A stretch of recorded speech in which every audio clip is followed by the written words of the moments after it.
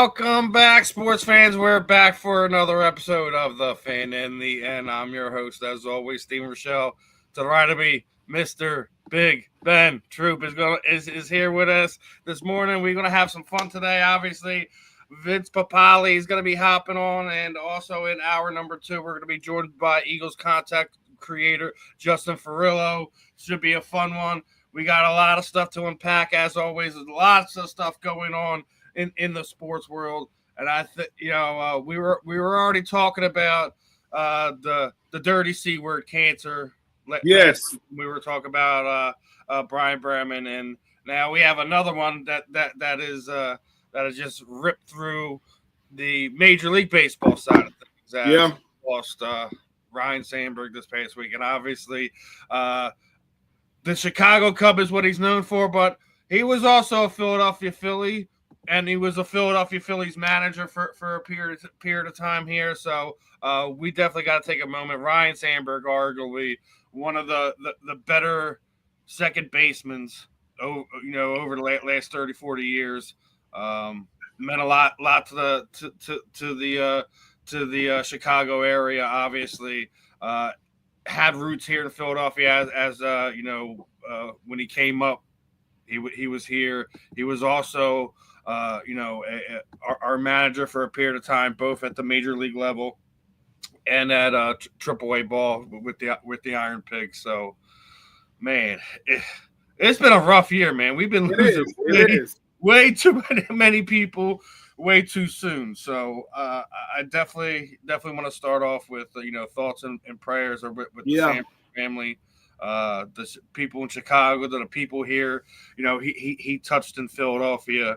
It's rough, man. It is, and I get it, man. When you talk about Steven, like these type of situations happening. I mean, listen, Sandberg was nice though. I mean, a career 285 batting average, 282 home runs, 2,386 hits, a 10-time All-Star, NL MVP, and obviously 84, 9-time gold. He 7-time Silver Slugger Award in at home. He did it all. I mean, his Chicago Cubs number 23 retired. Chicago Cubs Hall of Fame. In Hall of Fame baseball. I think sometimes when people get asked why do people give so much money to cancer research, because it's about getting a cure. It's about curing all of them. That's why when they use the word cancer research, it goes across the board. And gone too soon. And I know we've been saying that a lot on these shows as of late, Stephen. But all we can do is say, prayers, and his legacy will definitely live on. I'm children, grandchildren, great grandchildren gonna have to hear about their grandfather, great grandfather. But yeah, listen, to make it into bigs in baseball, when you talking about most people never make it out of AA, AAA, single A, never make it out the minor leagues, and to get there, he didn't just get there. He did his thing. I mean, 10-time All-Star, Gold Glover, Silver Slugger, home run champ, NL MVP, number retired by the Cubs, in the Baseball Hall of Fame. He did it all as a baseball player. We hope that his family was by his side when he did take his last breath. And death is a mystery to all of us. It's coming for us all. We just make sure you tell your family members you love them, man. Don't try not to make anything that's small big. Try not to make a small argument or something where I ain't talking to this person in 10 years. It ain't that serious. Call them on the phone, get together, because, all that stuff he's done as an athlete fails in comparison to who he was, hopefully as a man and a husband, as a father, and those type of things. But yeah, our hearts and prayers go out to the Sandberg family. Yeah, the Sandberg family, and we're just gonna run the horn on the tragic moments that we've had over the past 48 hours, 24 hours. For people who don't know, over the last few days, Colorado head coach Deion Sanders let us know that we all knew something was going on medically. Yes. Right? We all knew, but what he announced at his press conference, one, that he was cancer-free, two, that he was keeping it all from his sons. What was going on? We had already talked about that. He had lost his toes last season. We knew he was going something about medical, and even in some of the stuff was in that press conference was, he made it known like he had to finally go make a will, do some of those end of life things that you typically do. So one thing, man, Dion does things the way only Dion can, and selfless was the battle that he was just going on within himself to not let it affect his sons in a way. So I'm sure when they were officially known the news, they were probably pretty teed up with Pops, but it's one of those things where we can't tell our dads or moms or grandmoms how they want to let the family know what the struggles they're going through. But I'm glad we still got Dion with us. And I don't know if you've seen, they just announced they got another former NFL player on that coaching staff, Brian Left, which is their quarterbacks coach. So he's got a room full of guys that is going to change that program around. Happy Dion's cancer free. Hopefully he stays that. Obviously he lost his bladder, so that's going to be a rough transition on how he continues to move forward with his health. But man, that's a lot to take in. It is a lot to take in. Listen, Dion means so much to so many, not just from the football aspect of things, but how he is as a father, how he is as a mentor, how he is as a leader. The fact that he kept that from his sons because he knows what they're doing right now. We're talking about Shadur and Shiloh because his son, Deion Sanders Jr., was by his side the whole time, and he didn't want to film it. And he was like, no, son, I want you to film it because I want you to show, who God is and what God does. Deion talked about Randy Moss checking on him every single day that he was there, making sure that he is all right. And for everybody that be thinking Deion is all about himself, all about his brand, all about, his exposure, all about his notoriety, I would beg to differ. Deion understands, man, all eyes going to be on me. Let me make sure I keep the main thing. And, having, what he got a metal bladder in his body right now. They had to take his bladder out. That's on top of the fact that he had to cut his toes off. He had to take big chunks of his leg out. I mean, he's been dealing with a lot. I've seen the tube that he got walking around now. But Deion Sanders, the way in which he goes about his business, because you got to face it, Stephen, we ain't judging Deion on just what he does on the field. We judging him on what he says, how he says it, the exposure that he had, and he knows that. But I'm just happy that he's all right because Deion didn't make it about him. Like, I don't want nobody to know about this. I'm going to go through it silently. I got my son right here next to me. Shadur told him, I don't want you to come to practice, Daddy, until I am the starter. Shiloh is actually having an incredible camp up there in Tampa. But the fact that he said I had to keep it from, how hard that was for him? The cancer aside, I had to keep it from, because if you've seen it, listen, Deion and his sons and his kids, they tight knit. So to keep it from them, hey, I'm just happy that he's all right. I knew that something was up with him when Michael Irvin did a post like a couple of weeks ago. He couldn't keep the tears from coming, saying, y'all just pray, for my friend, for my teammate, for my brother, Deion. We are happy that Deion Sanders is okay, and we happy that he get to go back out there and coach his Colorado team, doing what he loves, is coaching football. But I think being a father to his children is what he cherishes the most. I'm happy that he's still here with us. Yeah, I'm happy he's still here with us, and he has he is much more than just the brand Deion Sanders. And as I was just sitting there saying, he brought Brian Leftwich on. He had a recruit that basically had a quit because of concussions, and Deion is making sure that his scholarship is still good and he can get an education through the University of Colorado. He's not going to be with the team. He's not going to be playing football anymore. Concussions is a serious thing, and this is going to kind of lead into my next point because had another scary situation in life in general, as we just had. I'm not putting the guy's picture up there because I don't feel he deserves that. But there was a shooting in New York. Gunman killed multiple people, security guards, off-duty police officers, and it was a building in Manhattan that was basically the home of the NFL headquarters. Got in the wrong elevator, got off the wrong floor, and he left a note letting it known that it was in reference to a grievance with the NFL. He was claiming he had CTE, things of that nature. As I said, I'm not putting his picture out there because he doesn't deserve to get that. We can speak about what's happening. Listen, people, there's ways to go about things. I get it. You need help.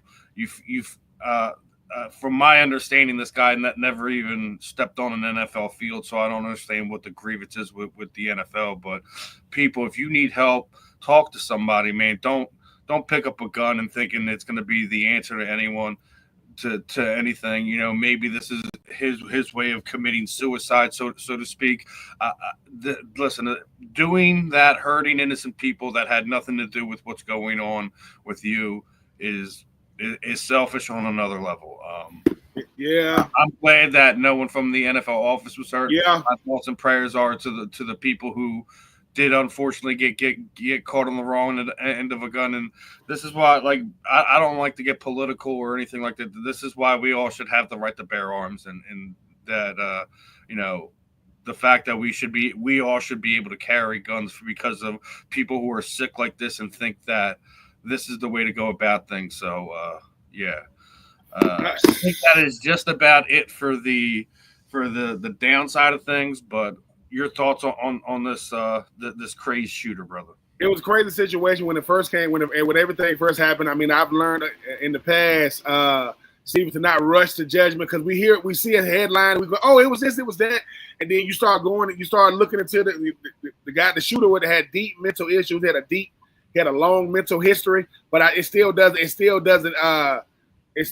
make up for what he did. It still doesn't, it still doesn't make it so that what he did was right. It was dead wrong. 4 people lost their life. Someone else, I think, is in critical condition. 4 people woke up that day to go to work to do their job, and a crazed gunman took their life and took his life. And I agree. I mean, I know they got some of his former teammates or coaches talking about him. We do have to do a better job of protecting each other. And we do have to do a better job of understanding, man, we live in a big world. A lot of people are dealing with a lot of things, both mental issues, all kind of stuff. But it doesn't make up for it, man. It doesn't make it so that people can do those type things. So, yeah, it was a crazy situation. I'm happy that he didn't make it to the football offices. I have been to the football offices. It is a huge building in downtown New York. We just have to take better care of each other. I do agree, see what you said about us being able to bear arms. Bear arms is not to be intimidating to other people. It's so you can protect yourself in this crazy world that we don't know what's going to happen from one moment to the next. But yeah, And the main reason I say that is because the security guard, because of some silly law, wasn't allowed to have firearms on him. And, he lost his life. Not being able to, this is why, listen, we can make fun of security guards all we want, but when you deal with situations like this and you see situations like this, and he's leaving at home, young kids that are probably just gonna have slight memories or memories that are explained to family members and things of that nature. It's rough, man. It is. Prayers. Listen, prayers, condolences, and hopefully some type of compensation for these people. Hopefully the NFL or somebody steps in to pay for these people's funeral, and you look at, because these people are probably the breadwinners for their families, that somebody comes and does something for these people, family members, because they died doing their job or just being at work. So it's a tragic situation all around. Yeah, it definitely was. But man, want to get back to some interesting sports topics and things of that nature. Did you see that Rob Manfred went to the Phillies clubhouse this past week, and Bryce Harper basically talk to him. Talk to him. My clubhouse. He don't want to hear no talks about salary caps or anything. They're in the middle of a season. There's a time and place to have these conversations if you want to sit down with these teams. That's usually at what? The winter meetings, right? Yep. Yeah. So when you're in the middle of your season, and we're literally getting ready to, I think we're at the trade deadline today, correct? Or is it tomorrow? Yep. I think it is today.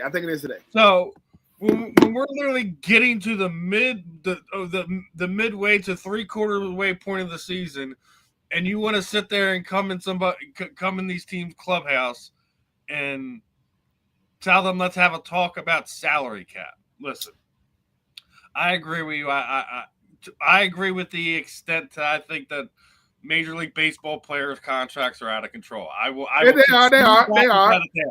There's a time and a place for it, and Bryce Harper be like, mofo, you work for me. Exactly. You work for me. Get out of my clubhouse. That's the thing I love about Bryce Harper, man. Like, anyone, you could sit there and say, oh, that's the commissioner of baseball. What's he going to do? Give him more drug tests? Go ahead. He doesn't. It's not like he's one of these guys that has anything to hide. Bryce speaks with his chest, so to speak. He does. He doesn't say anything to anybody. And he know. And let me tell you what I like the most about it, Steven. Bryce Harper knows I got to be the voice for this team. Hey, fellas, I got it. I can deal with any heat that's gonna come. I can deal with any criticism that's gonna come. And here's the thing. What he's really saying is, you are the worst commissioner in pro sports. Rob, you are the worst commissioner out of all commissioners in pro sports. The NFLPA has the worst PA. The worst commissioner is Rob Manfred. He doesn't do it. Every time he shows his face, it's for nothing beneficial. Not to the players, not to the league. And could you imagine Bryce Harper sitting in the dugout going, I know that ain't Rob Manfred coming over here. Are you serious? What do he got to say? You know, it probably wouldn't matter what Rob said. He probably getting cussed out. Like, dude, I want to talk to him. Like him. Hey, I want to talk to you guys about salary cap. You don't get the hell. What? Number one, why don't you talk at the summer meetings about it? Why don't you talk to the people you're supposed to talk to about it? I'm at work. Something you should be doing. This ain't it. So, you know, I'm not out. Me and Bryce Harper, obviously, we've had our differences over the past, but when he's right, he's right. And at this point, he's right. He is right. He spoke up for his team, and he spoke up for the league. The whole league, because let me tell you something, people. Once again, we are talking about the Bryce Harpers of the world, the Juan Sotos of the world, guys getting the fight, the Aaron Judges. Everybody in the MLB ain't getting money like that. But when you are that great of a player, you got to get that type of money. I remember when Bryce Harper's, this like 3 or 4 years before his contract came up, and somebody said, yeah, Bryce, man, when you resign, you're probably going to be around $300 million. He was like, $300 million? Man, stop playing with me.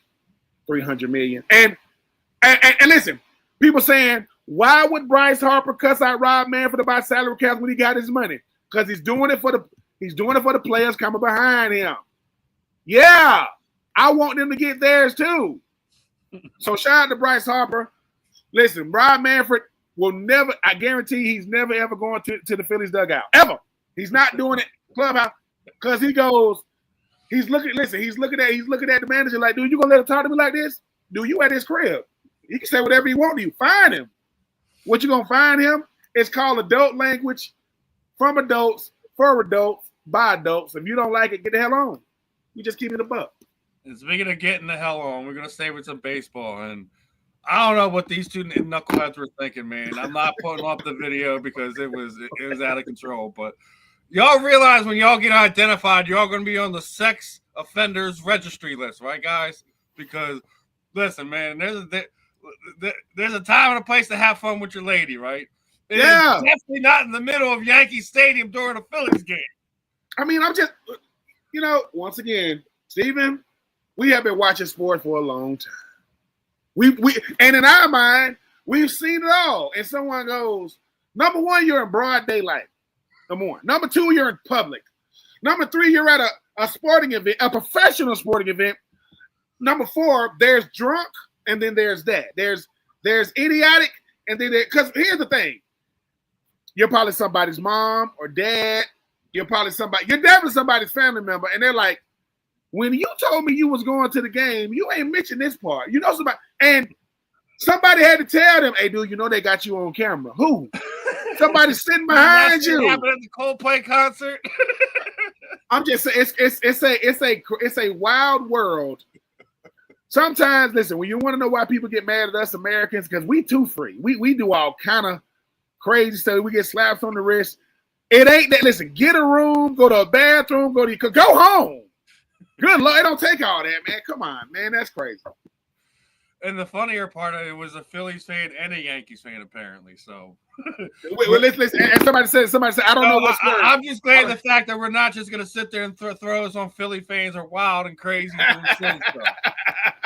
But speaking of wild and crazy, now a few weeks ago we seen the double runner scored for the first time in I don't know how long, since the 70s, but I want to get, you said you ain't seen this. I want to get your reaction on this JT Realmuto, because everyone's sitting there saying this guy's washed, man. He is still one of the top 5 best catchers in baseball. Check out this from the Yankees game. And if that stands, that is a huge play for the Phillies. Absolutely is. Served out to left center field. On the run is Rojas. He'll get there, makes the catch. Tagging third is Bellinger. The throw by Rojas is high.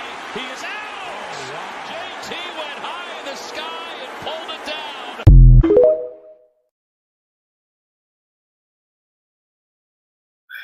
All I'm going to say is no more disrespecting JT Realmuto. Listen. Man throw. Almost could have wound up being a run, and he saves the run. I believe they wound up losing the game as it is anyways. I don't care what anyone says. He may be inconsistent at the bat. You cannot put a price tag on a catcher who runs the rotation and can still make plays like that.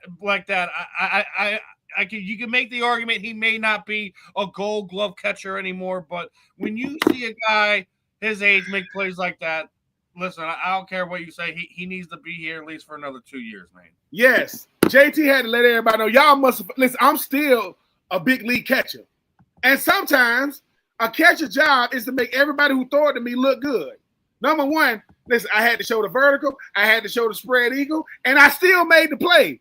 I don't gotta look at the that you out. That was that at his age and the stage of his career he's at, sometimes because the throw gonna decide how, what he has to do to show off his athleticism. Mm-hmm. Everybody want to nitpick. Let me tell you something. You can't do what he's done. You definitely can't do what most catchers in the league can't do what JT just did. They can't do that. That's gonna be a wild pitch or it's gonna get away. JT, sometimes you got to show people, hey man, just because I'm not who I used to be, I'm still Himothy. And you don't got to like it. So shout out to JT Realmuto. I'll take play. Because that's kind of what baseball is. You there to see a crazy catch in outfield, a nice throw out. Hey man, that's nice. He made his center fielder look he made his teammate look real good because all he do is point to him like, boy, I see you, boy. And I guarantee you, somebody got that picture when he spread it. Somebody got that freeze frame. Somebody gonna give him that. That's gonna be on his wall forever. Yeah, it should be because I still think he's one of the more underappreciated catchers in baseball. JT Realmuto, when you see plays like that, he just reminds you of why we traded him to bring him here, why we gave him a big contract since he's been here. And I still think the most underrated thing that he does is just handling the pitchers, man. It's not an easy. It's take, not. It's not. But it's not because it's some disagreements going on that mound and behind that plate. Like, come on, man. Like, don't be shaking your head at me. Let's go. Let's do it. So yeah. Is that the most unique relationships between teammates? Got to be like center, quarterback, catcher, pitcher. Point guard, center. Well, it used to be point guard, center. I don't think it gets more intimate and important than catcher pitcher. It just don't. I don't think no other, because that catcher got to know every pitcher, not just the one that start the game. He got to know relievers. Listen, JT, man, you don't got nothing else to prove, man. Let people. We got a bunch of Twitter finger guys, all these keyboard heroes, man. When you see JT in person, all that stuff you had to say, just be like, JT, man, my bad. I know it's your bad, it ain't mine. And I'll see you at the dime. Yeah, like I said, I think catching is probably the second hardest job in Major League Baseball. Let's see. It really is. I mean, we can talk about. I still think relief pitchers have the high pressure job, have the hardest high pressure job, but being the everyday catcher for a Major League Baseball club it's a tough task. You gotta deal with multiple different personalities. You still gotta get out there and hit, and you still gotta make your outfielders who make bad throws look good when you making plays like that. So probably you got to deal with them. And you got to deal with them. You literally got to deal with them. Like this dude. He's been thrown out multiple times for time. I think answer a few of them. But we got to get to some silliness for the WNBA because they done hit the news cycle again for things they don't want. So, two things over the last 2 days. First off, why are we pausing a game because one of these young ladies' wigs fell off? What in the world? Run to the back. While she was running to the back, apparently a fan was either heckling her or said something to her or touched her and was thrown out of the game. Why are we stopping a game for a hair accessory falling off? What happens in the NBA game when a player's shoe comes off? Do they not throw it in the stands and the game still continues? Right? Yep. Right? So y'all sitting there saying, pay us what you owe us. Y'all need to play through this type stuff. If one of these girls ripped your wig off, you should still be playing. It shouldn't matter what you look like on that floor. Yep. And then as we're going on the fans need to stop it, brother, because someone threw something on the court. I'm not going to say what this is, Ben. You can clearly see what that is. Right? Yeah. Okay. All right. Y'all need to leave this stuff at home, man. Leave this stuff at home. Guys, y'all got to stop this. The players, y'all listen, y'all got gripes on certain areas. We know the refereeing is bad in the WNBA right now. There's no continuity. But you can't be stopping games because hair accessories falling out your head. And fans, stop this stuff. Stop that. Number one. If your wig did come off, it has happened. I'm pretty sure it happens more in women's sports than we know. Pick it up or kick it off the court. We got to keep playing. The fan trying to touch her when she walking out. Come on, man. Let's stop the. Let's listen to y'all. I initially heard it was because he made fun of him, but I also heard reports that either something was said to her outside of making fun of her, or a fan touched her. So if y'all no. We the heckling. The heckling. I mean, it's it depends on what was said because they gonna heckle people. I've heckled people. We gonna do that. It's a fine line. Touching people. That's always unwanted touching. To any athlete, male or female, uncalled for. Because you see these right here, a hand can go from this to this. And then the arm gonna extend. Then I'm gonna be in the wrong for defending myself. As far as the accessory thrown on the court, you got the, which means y'all are coming to the games, but you're coming to the games for the wrong reasons. And there was a person on social media said, "Is that a mouth guard?" No, that's not no mouth. And it's not.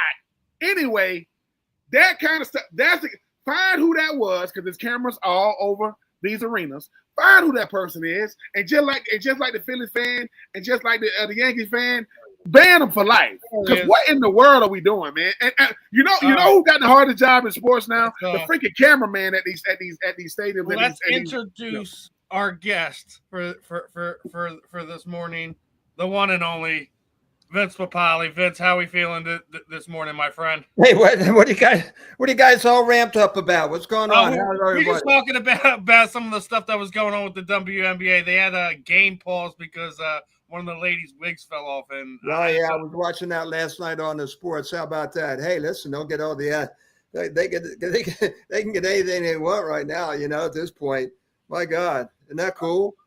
Yeah, listen, they got a lot of momentum right now, but when they made a very big statement a few weeks ago where they're asking for what they're owed apparently. But listen, we see NBA guys, they lose their shoe. Their fellow opponents are throwing the shoes up in the stands and making the game still go on. If y'all want to be asking for what you feel you're deserving. If your hair accessory is falling off, I think we should play through that, right? The game don't need to stop for that. Falling off or being pulled off. Hey, whatever happened? You mean to tell me as a fan you can't get out there and heckle somebody? Yeah, that's the other side of it. I've heard multiple different reports about this. That one, it was just because the fan was heckling her, the guy was thrown out. But I also heard that he said something either inappropriate besides heckling and or touched the athlete. That we Well, can't. that's a whole different ballgame. Yeah. That's why I want to make it clear, because that hasn't been clarified yet by the league or anyone indifferent. But it's one of these funny situations. I think the WNBA is playing with house money right now. They are growing exponentially, and I want to see that lead be successful. I want to continue to see them, because I don't know if you heard about this. You heard that we're also going to get, not only are we getting a team here in Philly, but Major League Baseball is looking at fielding women's baseball. Really? Wow, that's a great irony. Let me tell you something. Well, first of all, you see this jersey behind me, the USA jersey? Yes, sir. That's my wife's jersey. You know, in the movie, they have her portrayed as a Giants fan, but reality, she was a Philly girl, and she was on the USA World Gymnastics team. And when Title IX was first coming out, she was the head coach at the University of Pennsylvania, and she was one of the originators and helped develop Title IX. You know, which is a beautiful thing. You know, we want to have some equality here. But you know, you mentioned about having baseball for women. My mother, Elizabeth Elmira Sage, in 1937, they called her Big Al, and this is before World War II. She played shortstop for the St. Raphael Bobbies, and that was St. Raphael in Northeast Philadelphia, and they traveled up and down the East Coast. They had Yankee uniforms, and she had a webless glove, and that was. So they're going to be bringing women's, but well, bring them on, baby. That'll be fun. Yeah. More things, it'll be great. And I'm loving the USA stuff behind you, Vince. I did want to ask you something. Last time we had you on, we were talking about Vinny's going to be doing flag football for Italy, right? Did you see now that the NFL is going to be allowing players to compete in flag football in the Olympics coming in 2028? How are they going to do that? How are they going to coordinate the schedule? Because the Olympics, I have no idea, but they're saying that they're going to allow players. Leave it alone. You know, promote it, but leave it alone. Let it be for the others. I'll tell you, Vinny did quite well. He was in the World Championship and out in Sweden and in Finland, that was. And we went out there, and of the 32 teams, Italy came in number 6. They should have. They actually is either a cross between 6 or 4, but Vinny led. He led the world in touchdowns and receptions, and so you know he's ready to go. They're going to start training in September, and what you have to do is you have to be in the top 6 before you get into the Olympics. So this is sort of like the Olympic trials is going to be held in Paris, but of course the Italian team will be training in Italy. So it's been pretty exciting. Wait a minute. So the Papale family. Wait a minute. I mean, even though, your wife helped start Title IX. Your mom was a part of a baseball team. So when I'm watching a league of their own, I'm like, one of those players had to be Vince Papale's mom being portrayed in a league of their own. His son led the world in touchdown catches and yards.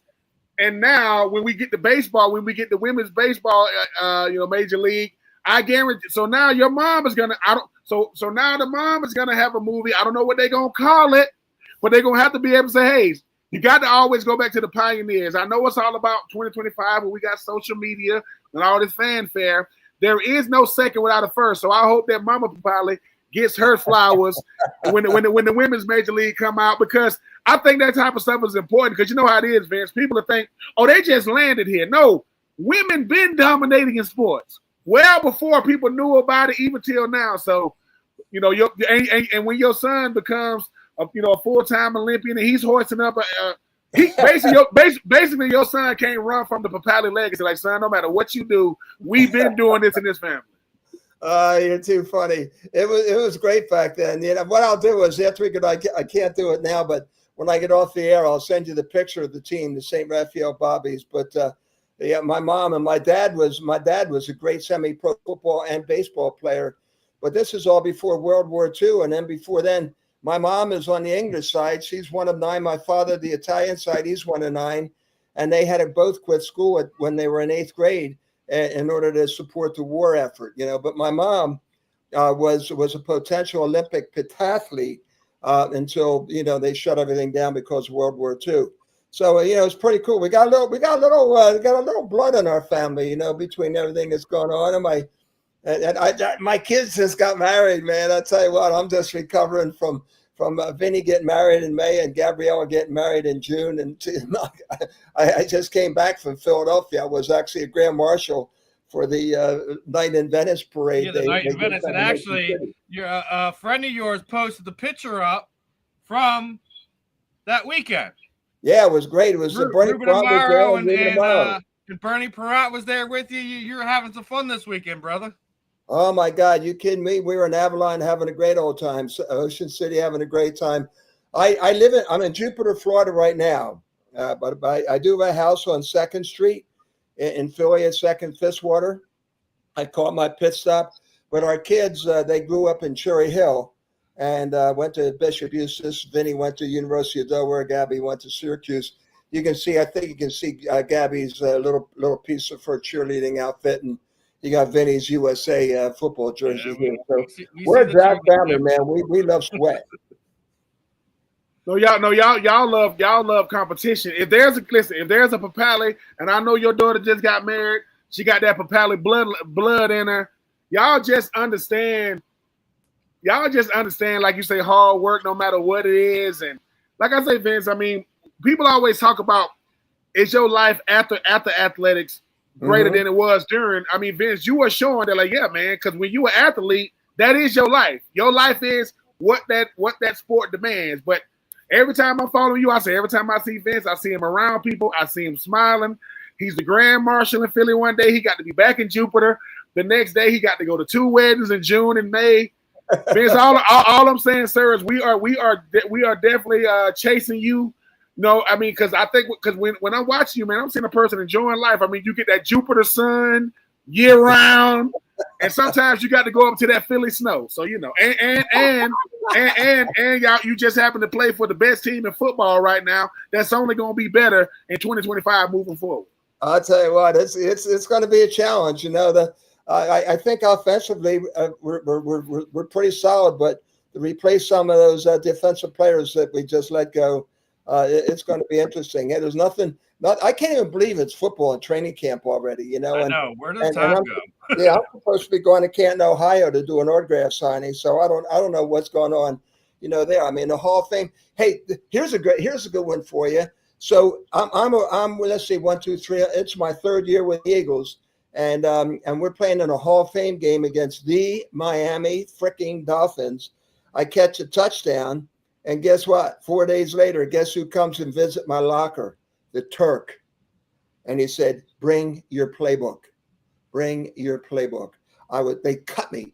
I caught a touchdown pass in a Hall of Fame game, and I got cut. And then I started working TV on Channel 10 for CAU, and they brought me back after 4 games. After Wale Henry got his spleen blasted by one of the guys from one of the safeties from Chicago. So yeah, man, we're right there. Thursday night football is coming. We got the Eagles and the Cowboys on Thursday night. It's gonna be wild. Yeah, it is gonna be a wild time. And actually, I want to get your thoughts on something. There's been a lot of rumblings and rumors going around.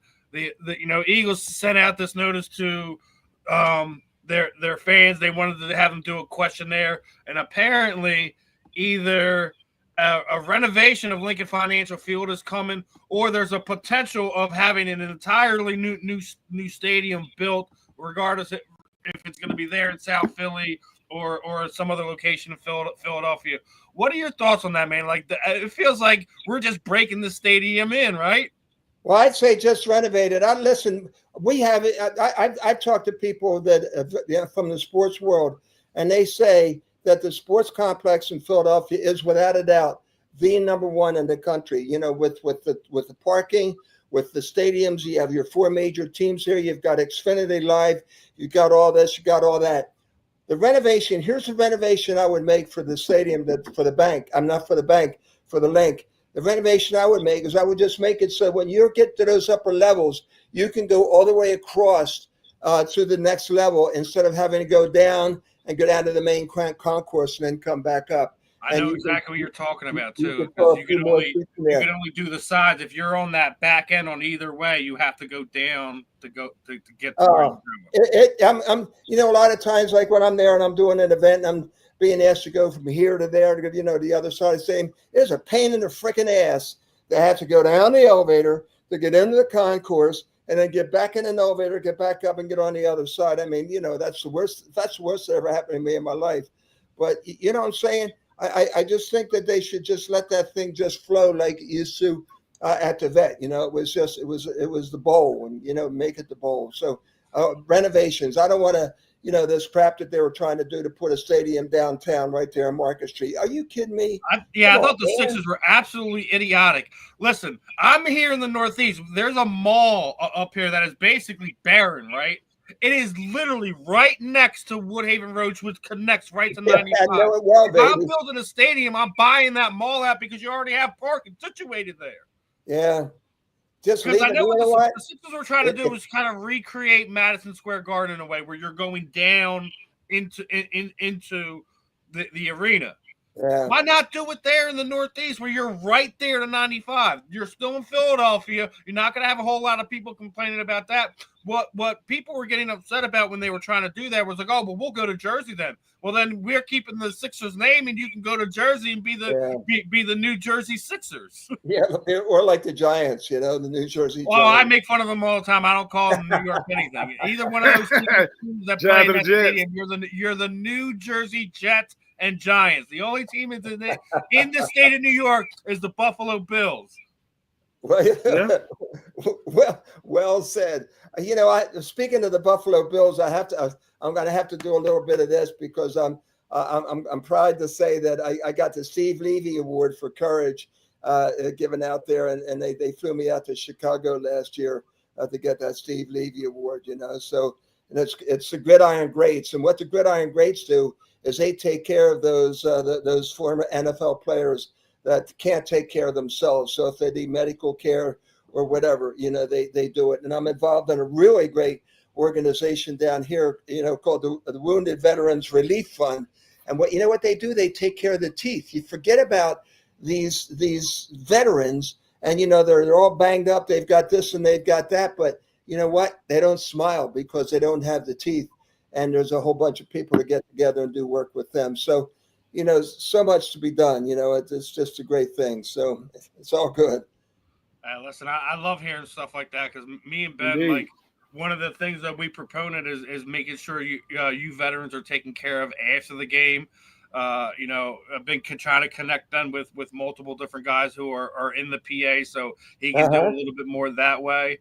And especially like as you're sitting there saying, like a lot of people that don't know, like who don't really follow football to that point, a lot of the former athletes, they don't have the proper medical care. That is correct. Or know where to go to get the proper medical care when they're done with the game. So it's one of those things where I think that's very important, and I'm glad you shared that with us today, Ben.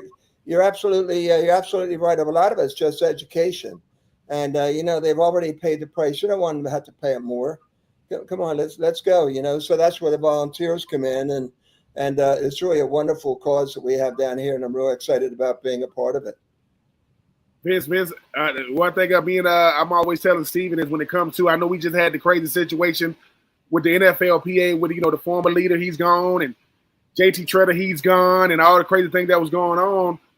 The NFLPA's job is that on behalf of the players, that being current, former, and future. And I'm always, to the Vince Papales of the world, I said, look, you got a Vince Papale out there who I guarantee you, they got you at a negotiating table, sitting on the other side is the NFL saying, well, Vince, do the players really need? Yep, whatever we got, we're not giving that back. We're trying to add to that because when it comes to former players, I think you hit it on the head, Vince, when you say a lot of players, when you used to having everything done from you.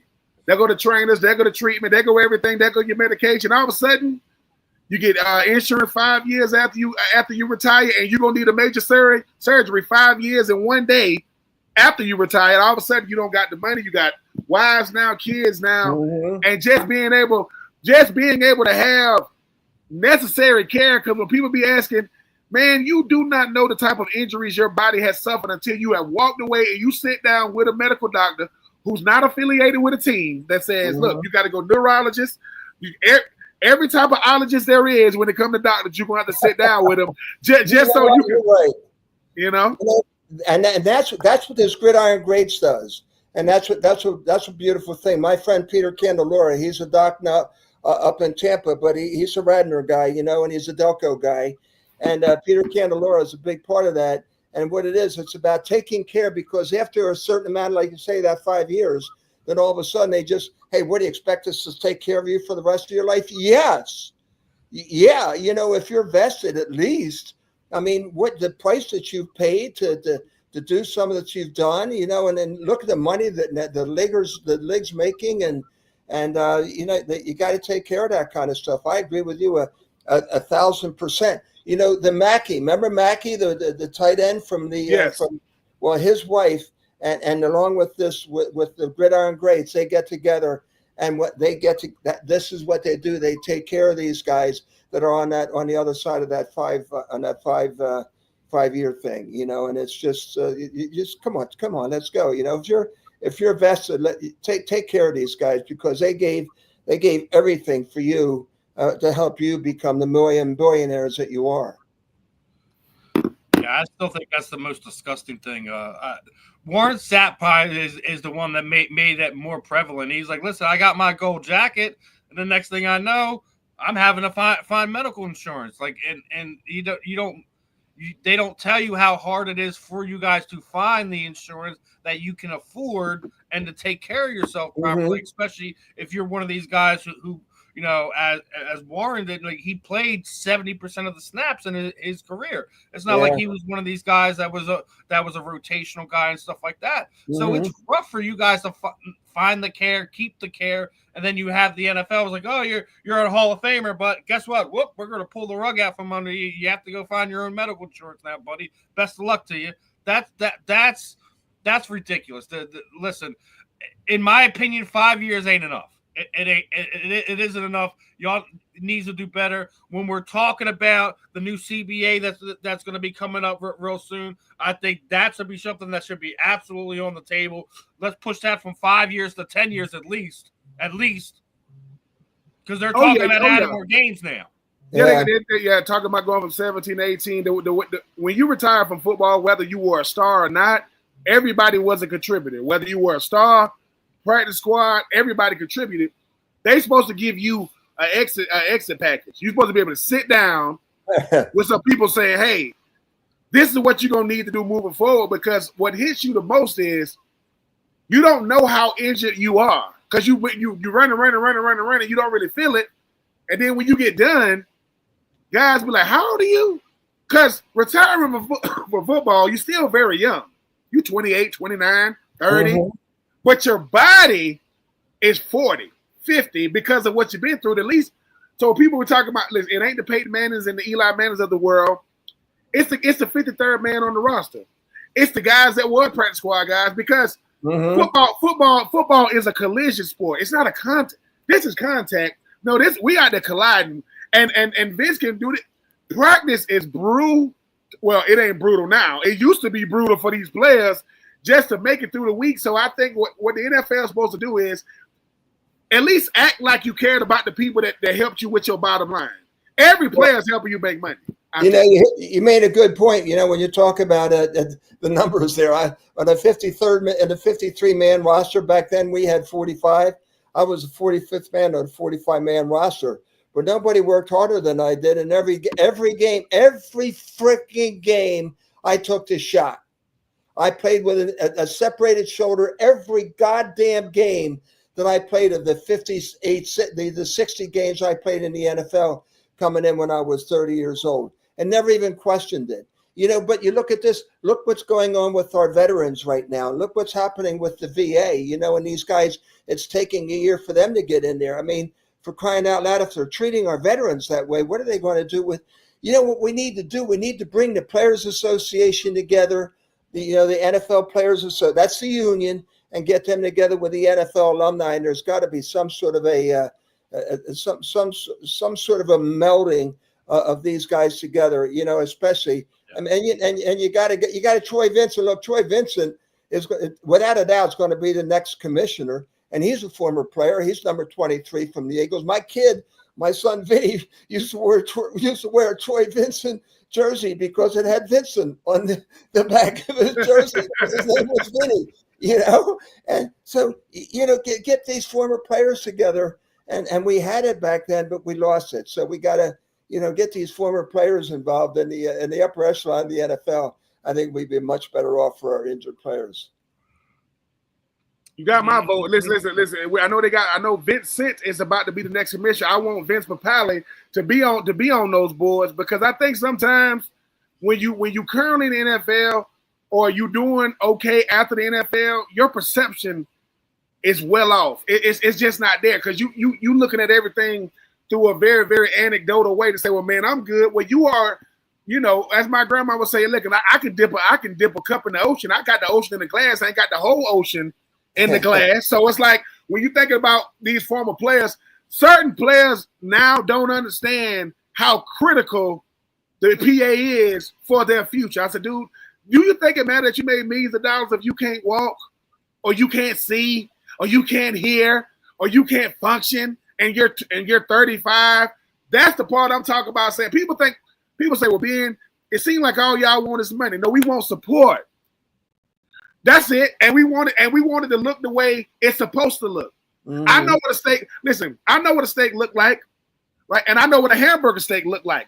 That's a hamburger steak, sir. That's not a steak. You know why? Because it got gravy all on it. No, that's a hamburger steak. And I'm telling you, that's what they'll do. They'll give us a hamburger steak and go, hey, thanks for coming, Vince. You like, what the hell is that? That's a steak. No, bro. I ain't ordered that. I ain't never ate that. So I think for us, treat the ones that built these stadiums, that built these teams, like you appreciate them, even if you don't. Because for every star player, it's hundreds of non-stars. And for every superstar player, it's hundreds of. And once again, ain't nobody begging. People are asking for what they've earned. It's not man, can you give me what I've earned, please? Because, like I said, whether the current players know it or not, they're going to need former players going to bat for them, saying, fellas, you're going to be a former athlete much longer you're going to be a current one. And I'm telling you, as much as you think you're going to be living in this gated community for life, what is it going to matter when you're 35 years old and you need a walker? Because they don't get it. But I do agree, Vince. We got to find a way to let the people who's doing it and living it currently to be in these meetings just to bring a dose of reality. Because I guarantee you, it's probably some stuff being spewed in these meetings, and you going, wait. People need medical care. They need dental care. They need support for their kids. They need support for their wife. They need support for themselves.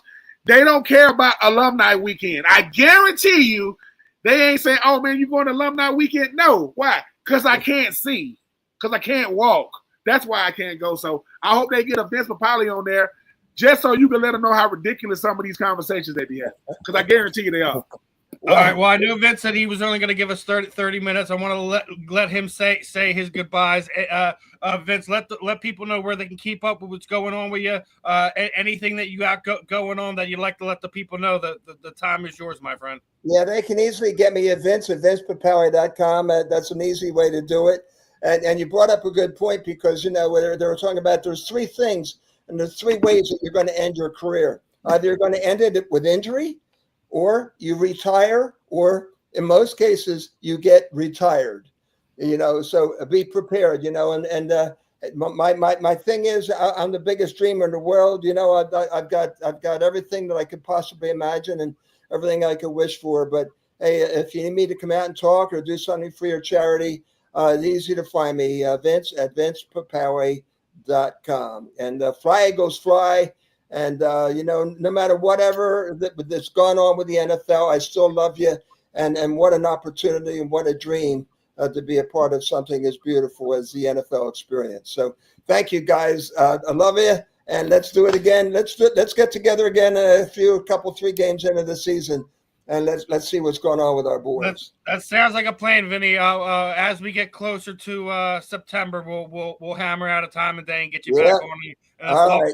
football. Yeah, well, I'm getting hammered right here with my wife. She's on the phone. Well, don't get in trouble with that, Vinny. All right, let's go, baby. Fly Eagles fly, brother. Fly Eagles fly. That's right. All right. All right, everyone. That was Vince Papale. Appreciate his time, but we're not. We're just going to quickly change gears right here. We got Eagles content creator, my man, Mr. Justin Fiorillio. Justin, how are we doing this afternoon, my friend? What's going on, my guys? Steve and Ben, huge fan of what you guys are putting out. Huge fan of the content. Love the page. Love the podcast. Ben, you were a heck of an athlete. And I really, really appreciate what you guys are doing. Appreciate you having me on. And I'm even more appreciative that you had Vince Papale on, somebody who I've actually had a dinner and did a signing with before. He is one of the most, he's as real as it gets, as you guys know. And I just got a chance to listen into the last few seconds, and that was awesome. And it sounds like he's doing really well. So thanks for the opportunity. Vinny's awesome. Just like you said, you had a signing when he sat there. That's how I ran into the his jersey's sitting there right over my shoulder. He was at one of the Philly Sports Card Show. He didn't have a really big line or anything like that. We got to talking, and I was like, "Hey, man, like I do podcasts. This is probably like the 4th or 5th time I've interviewed him over the past 6-7 years. He is one of the most down to earth guys you could ever meet. He's an icon for multiple different reasons in this city, and always love to hear his opinions on certain things. So it's always great catching up with Vinny, seeing what's going on with him. Obviously, we wanted to talk to him for a few reasons today with some of the stuff going on.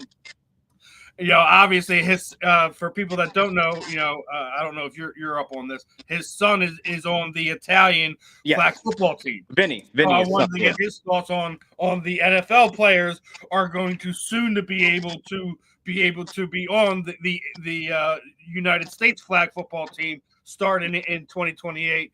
Mm-hmm. He's saying leave him alone. Let these other guys contribute and do their thing. So. Definitely always great catching up with Vinny. He's an awesome guy. I have a couple different things for you. One of the things I'm going to repeat that I was talking with Vinny about. I know you've already given your thoughts on it on your channel, but Eagles put out a little thing this week. They wanted to get the fans' opinions about potential renovations, relocations, things of that nature. A lot of rumors are going around. People thinking that we're probably going to get a whole new stadium, maybe. What are your thoughts on this, man? Like, as Vinny says, from what he talks to with people, everyone kind of thinks the South Philadelphia Sports Complex is one of the greatest areas for sports, in North America. Mm-hmm. Everything's right there. You got Xfinity Live. Mm-hmm. You got the Xfinity Center now. You got Citizens Bank Park. Yep. You got Lincoln Financial Field. I feel like we're just breaking the stadium in. May it need renovations? Probably. I wouldn't be up for a relocation if we're moving out of that South Philadelphia area. As I've been sitting there saying, we were talking about how the Sixers are trying to put one downtown, which made absolutely no freaking sense. They're trying to put all these businesses out just to kind of replicate what New York did with Madison Square Garden. I've been sitting there saying for a while, if a team's going to move, there's this mall up here in the far northeast called Franklin Mills, Philadelphia Mills, that is dead. It's absolutely dead. If you want to move that, do it there because the 95 is right there. Everything makes sense with that. So plus the name, it reminds me of Franklin Field back in the day. I'm sure you remember that too. Yeah, we all have these things, right? Yeah.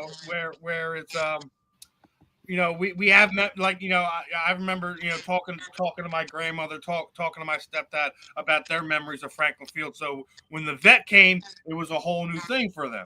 Yeah. Now we're sitting here, our generation, we're 25 years in. I get it. That's around the time a lot of these teams kind of look into new stadiums, but I kind of feel like there's so many memories in that stadium. Not just even with the Eagles. We just had WrestleMania there. Yeah. And Vinny brought up a point. He's like that he would like the renovation just for the simple fact, like if you're on one of the upper levels and you're in the corner of the end zone, you have to go back down to the concourse, go back up and around. I would be up for renovations. I don't think I'm up for a full relocation or a new stadium. How are you feeling on this one, Justin? Well, let's start with the parking. I want them to do something about the immediate parking situation at the link. Can we get a little quicker, when you're in that end of the game rush? But when it comes to the stadium, I'll tell you this. I'm opposed to them building a whole new stadium. I don't, like I mentioned, are we going to be the new Giants? Are we going to be across in Camden? Are we going to be in New Jersey if they built a new stadium? It's sacrilegious to move Eagles football out of South Philadelphia. I love what you said. Everything is really close there. You can leave Xfinity Live and go to a Phillies game in the same day. You can go from a Phillies game to an Eagles game. So I think there's a lot of benefits to having everything there. So if they're going to do anything, I think it should pertain to the stadium, Lincoln Financial Field right now. Anything that makes the stadium louder, if that's adding more seats, I'm okay with. I don't want them to do a full dome on the stadium. I think that takes away some of the elements, some of those great fall, snow games that we've been privileged to see. But there's some benefits though. If you have a retractable roof, not a full dome, if you can close it for some events, you can have a Super Bowl there. You can have a bunch of big events, like you said, WrestleMania. You could do even more WrestleManias or even other things. You know what I mean? So there's that. So I don't want them to build a new stadium, but I think a retractable roof or something that make it louder in there, more seating, is something I might be okay with. Yeah, but Justin, though, I know that Steve, they like I said, they put out the memo to the fans. Philadelphia fans, y'all fans matter in a different way, and not saying that other fans don't. How crazy? Just say that y'all vote. We don't want a new stadium, but they do a new stadium anyway. We don't want one, but in a city like, I'm not saying it's going to be physical violence, even though I don't want to rule that out. How much do you appreciate the influence of Philadelphians, knowing that when we speak, man, the decision makers, they actually listen? Big time. I'm pretty sure that's kind of what happened with the Sixers situation. The fans spoke up and it became this big kind of halt in the whole process. If they decide to ever do that, like you just said, if they put a letter out saying, hey, look, we took a vote and we're going to build a new stadium, there'll be protests. There'll be some uproar. There'll be a lot of, the radios will be hot for a few, weeks and whatnot. But eventually, we're diehard fans and the love of the Eagles kind of trumps everything else. So I think we would just kind of have to deal with it, really. I like I said, I don't think there's nothing we can do as a fan. That's out of my hands. Yeah, I think it is out of our hands if they decide to go that route. Yeah. Our owner is probably, I think, one of the best owners in all of sports. It doesn't matter. What he did for Brian Bremen last week was absolutely incredible. Signing him to a 7-year contract, knowing that he is no longer with us, to take care of his kids and his family. That's why Jeffrey Lurie just gets it, man. So I don't foresee him going to New Jersey. I don't think that'll ever be an option. For some of these other owners, it might be something new. I think it's either renovation or, like I said, a site inside of Philadelphia where it makes sense to make everything easier for them. Right, I think they only do it along the. But you got to forget that their practice field is literally a 3-minute drive down the street. So I just don't see them leaving that area. I think he's probably trying to gauge what fans would want to see with a renovation. More like, but he's putting those other options out there just to see what the fans gauges of it. He's not stupid. He knows what his fan base likes, wants, and needs. I think Vinny absolutely nailed it on. The only thing I think that you really need to fix in stadium is if you're in one of those corners where you have to go down to the concourse to go back up if you're going to the other side of the stadium. So that's probably the only thing I think that is an actual issue logistically with the stadium. As you were sitting there saying, the parking, sometimes it is better to kind of just sit in your seat and wait about like a half hour, 45 minutes to even bother to start walking out of your car. And that's what I literally do 90% of the time if I go to Lincoln Financial Field. If we're going to a practice, we're going to a game, if you're going there for another event, do not try to run out with the crowd. There's no point to do it. You should wait anywhere from 45 minutes to an hour after the event to even bother to go get in your car to leave, because it is that bad trying to get out of that stadium. Absolutely. So don't want to beat on that horse too much, but I do want to get your thoughts on a few things. Like, obviously, the talk this all off season is just where everyone's been putting Jalen Hurts on their stupid rankings, and literally 90% of these guys who call themselves experts have it wrong. I'm still amazed that we're looking at these lists and you see guys like Justin Herbert on a list that's above him. It's absolutely disgusting. Whoever's doing them should just throw the whole list out. The other one that I still have an issue with is, as Jaden Daniels is without a doubt one of the top young quarterbacks we have in the NFL, to rank him above Jalen Hurts after one season is another criminal act. Is he a top 10 quarterback right now? Probably. He probably is, just because of how badly some of the guys who came over the last few years, haven't performed to where they need to be. I think everyone's kind of in agreement. The top four is probably Mahomes, Allen, Burrow, things like that, Lamar Jackson, and then you would have someone like a Jalen Hurts, someone like a Matthew Stafford. Yeah. Well, what's happened this past week with Cam Newton? He is officially flip-flopped to me, because he's a fish, man. He's flip-flopping around. He doesn't know what he's doing. Yes, he was hard on Jalen Hurts most of last season. He's had some rough spots in there. I still think it was more of running Kellen Moore's offense and him being predictable as why Jalen's numbers were so erratic last year. That's just my personal take on that. But then Cam Newton, after the Super Bowl, was giving Jalen his flowers. Then last week, we're now tearing him apart because of who his supporting cast is. Now, I'm in my 40s, so I don't remember Joe Montana getting told he was carried by Jerry Rice and John Taylor and Roger Craig and all these guys. I don't remember Troy Aikman, who has had terrible that time. He never threw for more than 3,400 yards in his career. Right. And he only did that was the year that Barry Switzer was there. It wasn't the Jimmy Johnson era, because that's when they ran the rock. I didn't see anyone tearing around Troy Aikman sitting there saying he was a terrible quarterback, and he threw for an average almost 20 picks a season. Yeah. But now, that being said, we're seeing stuff like this is kind of irritating me. Listen, I think Cam made a bad take, but when we're sitting here like, oh, so we're going to go tear Cam Newton down as a player. Oh, he's had the worst quarterback play in NFL history. Did y'all watch last year's Super Bowl? Because what did Patrick Mahomes look at halftime before that game? Before we yanked our starters out, he probably had one of the worst Super Bowl performances of the last 10 years. Yeah, and against the Bucs, he played like that. He played pretty bad too. So here's my thing: like, listen, we can rip down someone's takes, but when we're sitting there now we want to compare Cam Newton to Jalen Hurts. I'm not down for that. Cam Newton was a freak of an athlete in many different ways. He did a lot with a little through his career. I think through the first 5 years, I think Cam just has one less playoff appearance. Right. So, I'm not going to tear Cam Newton's career down for that. But my thing with this is, I think when you see a bad take, you call it a bad take. And Cam started the whole comparing thing when he got upset with Ryan Clark and Dan Orlovsky started tearing down their numbers. So he invited some of this. But I think us as content creators, we need to do better in this too, because we need to end these conversations when they start. There's no need to sit there and compare Cam Newton to Jalen Hurts, as they are dual threat quarterbacks. They're two totally different quarterbacks with two totally different teams. Right. Cam Newton threw for it doesn't matter how many yards he threw for, or who he threw it for, or who was on his offense. He had an insane defense. So did Jalen Hurts. But Jalen Hurts also carried a worse defense the year before to the playoffs. It was almost the worst defense in the league, and they still made it to the playoffs. They were 10-1 at one point in time before everything fell off the hinges. The 2023 season. So it's like we're finding all these ways to tear Jalen down for absolutely no reason.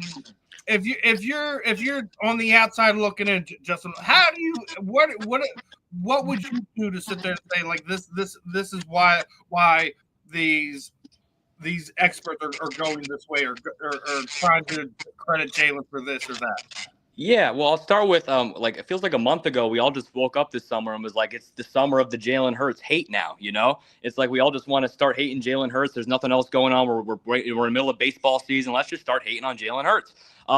I think he's a top 5 quarterback. Like you said, I mean, yeah, whatever word you want to put it in, you got Mahomes, you got Jackson, you got Allen, Burrow, whatever. I don't have Herbert above Hurts or anything like that. So then you got to start thinking of Hurts, even if you don't have him top 4. I mean, who's at your 5th position is my argument. I think Cam Newton's take, he kind of represents the math that says that Jalen Hurts just gets help from people, right? That he just has all these weapons and that he's just a product of the system because of all the weapons he has. And it's like, I always say to that, what do you want him to do? I mean, he's won the Super Bowl. He's been to 2 Super Bowls. He's been to the playoffs 4 straight years. It's the old cliche, like, well, is he a game manager then? Well, but he has elite moments. He has highlights. He had that rushing touchdown in the playoffs. He had the one game this season when there was that chatter, and then he went out. He went at the podium at the end of the game. He's like, so that's what y'all wanted to see. He can put up the numbers when you want him to.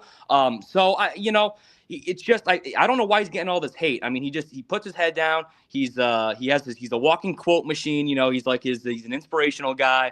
Him and Cam have they're 2 different types of quote, 2 different types of personalities. I was really considering making a video about the whole Cam Newton versus Jalen Hurts, but then to the point, like you said, Steve, they're completely 2 different teams, 2 different, a little bit different eras, different, slightly different players with the intangibles, with the whole Cam not jumping on the fumble. And, I think Jalen would have jumped on it. And, there's just things that, like, I just didn't want to, I just didn't do it. But to people who say that, remember, jumping on a fumble is what ended Drew Brees' time in San Diego. Yeah. He had a separated shoulder so bad falling on a fumble that his career was over. They quickly shifted him off to New Orleans, and he bounced back and wanted to winning the Super Bowl and made the New Orleans the best team. So for the people to sit there and say that Cam wasn't stupid for not doing it, and that's not sitting there saying that Cam wouldn't have done it. I just think just the way that position was, he didn't have a real good shot at getting it. So why sit there and do that? I don't think that changes the course of that game anyways. I still think they get the living bejesus kicked out of them regardless. Yeah. But I don't want to focus on that fumble. I mean, it gets brought up a lot. Conversation out. They were both great quarterbacks. If you go and look at it, Jalen has a lot of those Cam qualities because when he does some of those touchdowns, he does this, right? Where does he get that from? From Cam. Yeah. He shows him love even without even sitting there saying it. And the other thing I love about Jalen is that you're talking about a quote machine, is he won't even address this. He's not even entertaining it. He knows this stuff's going on, and I'm sure he does stuff like what Lane does. It's just going up on the locker room as noted material is why I'm going to bust these teams' asses this year. I know I'm talking a lot. We're talking a lot. Let's get Ben's thought on this, because actually he's going to be leaving us in about 10 minutes. Oh, sure. No. I would say this. Jalen Hurts gets a lot of criticism because he wasn't a top 10 quarterback. Like, he didn't get picked in the top 10. Right? And hold on, let me take these things off. Yeah, he was a 2nd-round pick, yeah. And no, here's the thing, right? Here's the thing about Jalen that people don't want to say. People don't want to admit the fact that what college did he go to? Oh, he went to Alabama. What college did he transfer to? Oklahoma. What did he do with Alabama? One. What did he do in Oklahoma? Heisman Trophy runner-up. Wasn't he second in MVP vote in 2022? I'm going to tell you what Cam did that he didn't know that he was going to do. Cam, it's what you say more than how you say it. You trying to make it seem as if because I got a good GM that put a team around me and I benefited from it. Because most teams, and Justin, you know this, you take Saquon Barkley away on most teams, you're going to beat them. They said, and he told, don't you know Jalen Hurts prepares every game as if they're going to take Saquon away? And we still don't win. Mm-hmm. Because Jalen Hurts has this. Jalen Hurts says, whatever it takes to win, that's how I play. I don't do this style points. And guess who understands that now? AJ Brown. AJ. I'm gonna get you your numbers. But what does it matter if we ain't winning? Yep. No one wants to have good stats on a bad team. I want to have okay stats on a great team. And Jalen is saying, you know when they benched me at Alabama, right? I was 26-2 as a starter. But they want to go to the air raid. Yeah. This guy named Tua. Cool. Well, at one point, the quarterback room went Jalen, Tua, Mac Jones, Bryce Young. Who's the best out of those four? That's Jalen. Who went number one? That was Bryce. Who went undefeated? That was Mac Jones. Who was air raid? That was Tua. So I said, I can see this. So now that we all in the league, who you rather have? Right now, you rather have Mac, Bryce, Tua, or Jalen? Oh, I'd rather have Jalen. Why? Because I seen them all play. And I think for a guy like Cam Newton, it's hard. Listen, when Cam Newton doing what he's doing, rushing the football, I didn't think nobody would touch that stuff. Jalen is at 55 touchdowns rushing right now. Josh Allen's at 65. But Jalen is doing it, and he's winning super duper bowls. Mm-hmm. Nothing against the regular season MVP. I think it's prestigious. Mm-hmm. But I'm going to keep saying this. I'm going to down this hill. When Cam Newton said, would you give away your MVP for a Super Bowl? He said no. Cam, I'm not going to call you a liar because I don't know you, but you ain't telling the truth. You are not telling the truth. Now, what he's really saying is I can't go back. Yeah. I can't go back. But Jalen Hurts outplayed Patrick Mahomes twice. Yeah. He was MVP in the first Super Bowl. He was getting the regular season game in Kansas City in 23 3 times. Man, I think these conversations, what makes these conversations funny to me. So now we blaming the guy for winning. Yeah. Remember Brock Purdy? Remember Brock Purdy? Look at that right here. This is the list of quarterbacks that have won 25 games over a 27-game period of time. Jimmy McMahon, the original GOAT, Mr. Joe Montana, Peyton Manning, the current GOAT, Tom Brady, and Jalen Hurts. That's the end of the list. Yeah, that's the end of the list. The theme of this is that he's just a winner and he'll do whatever it takes. I mean, he's the winner. And you know what? To your take, Ben, about the whole MVP and all that stuff, about you probably think he's lying, all that stuff. I'll tell you this much: they don't make flashy, cool rings that you can show off for MVPs. They make them for Super Bowl things. So they don't have MVP rings they don't have MVP ring ceremonies. They might have a trophy or something like that. But I prefer the ring. So I think I would agree with that. But yeah. No. It's not. Listen, this is no slight against Cam. It's just this. No. When I think about the great quarterbacks came through Philly, you talking about Jaws, Donovan McNabb, Randall Cunningham, Michael Vick. Nick Foles has a statue. And I ain't mad at him. I'm not mad at him. Jalen got a statue. He's going to get a statue. Sure. What Cam Newton is watching is him shorter, a little shorter, a little less, a little lighter. Yeah. And he's in his early 20s. Yeah.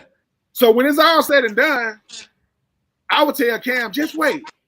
You know what Jalen is really doing? Jalen don't like the fact that he got benched in the national championship. No. So Jalen don't like the fact that y'all thought he couldn't throw. That's why he went to Oklahoma, right? But what Jalen is really saying is Lamar Jackson, Josh Allen, Patrick Mahomes, Joe Burrow. I beat them all. I beat all them dudes. And when everybody keeps saying, and two things, I beat them all, and I'm a dynasty killer. I killed that Kansas City dynasty. It's still a small dynasty. What brought it to an end? Because what people are afraid of is him going back to back. Because what they gonna say then? And he got a strong possibility to do it. Listen, I respect Cam. I respect Jalen. But the fact that yesterday I think some young lady wanted Jalen to do the gritty. Not doing it. I'm not trying to be TikTok famous. Nothing against you, young lady. But I'm not. And the thing about Jalen, you ain't never seen that before. I've never seen a superstar that don't want limelight, that don't want credit, that don't want notoriety. He's saying, Jalen, what you like to do? Win. What? Yeah. Winning. I just want to win. Because when I win, I don't got to talk. When you don't win, you got to talk. That's why he said, I don't got to say nothing. And who gonna stop me? Yeah, I think Jalen secretly he might have the biggest chip on his shoulder in the NFL. He'll never really say it, And and he doesn't really want the notoriety, and he doesn't care how the wins look or what his stat line says. He doesn't care if he doesn't throw for any touchdown passes in a game, and he only throws the ball, 22 times, and everyone around him looks good, but he just doesn't have those flashy numbers. how often do you see a quarterback with that much hype around them that just doesn't care how it looks? He doesn't care if it looks pretty, if the stat line looks good. He just wants to win. And, the stat I just pulled up, like, he can't argue it. And it's one of those things where it's a rarity to see that in a quarterback. Yeah, So, well, I would even compare it to this.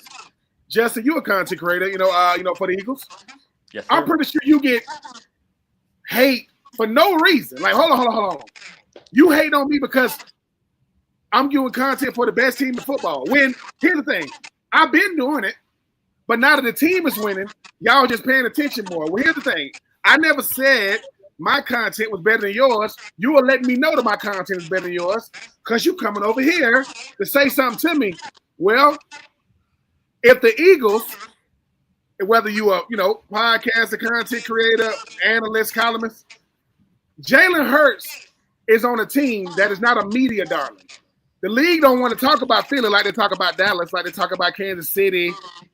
But there ain't a world you want to live in where non-Super Bowl winning quarterbacks are ranked over Super Bowl MVPs. That's the craziest thing you ever seen. And that's when you know.